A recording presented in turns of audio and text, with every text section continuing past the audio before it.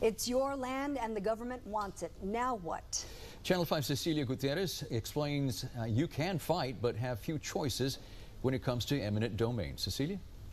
Much of the land on the border snakes through privately owned ranches, farms, and parks. But as stated in the Fifth Amendment, the government can take your land if it proves it's needed more for public use. They must offer the landowner just compensation.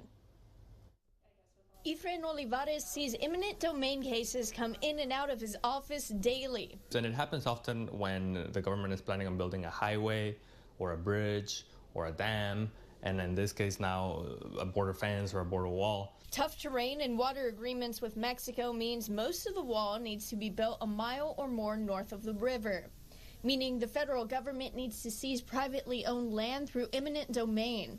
This led to cases that have lasted years. So the power of eminent domain is the power of the government to take private land for public use. It's enshrined in the Fifth Amendment of the Constitution, and it says that the government cannot take private land for public use without paying just compensation. The last wave of eminent domain cases for the wall dates back to the Secure Fence Act in 2006.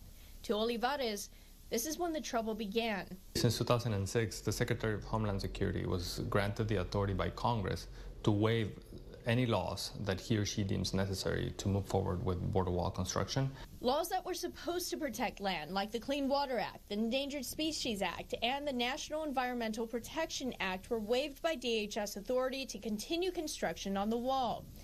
These waivers turn into long, drawn-out cases for property owners. There are legal challenges to this waiver authority, and those cases are still pending, and there's no final resolution. But if there's a ruling on that says that the waiver is too broad or it was abused, it's possible that construction could be stopped.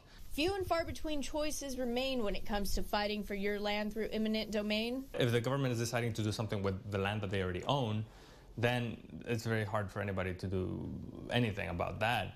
The first thing anyone who owns property should know is that when the government approaches you, and it's typically either a visit or a letter, they'll make an offer. You don't need to take the first offer. Sign any documents presented to you right away. Olivares says the battle isn't lost with eminent domain, but you should seek legal representation immediately. The best thing you can do is know your rights. Olivares says if you and the federal government cannot agree on an amount of just compensation, then you have the right to request a jury for your court hearing.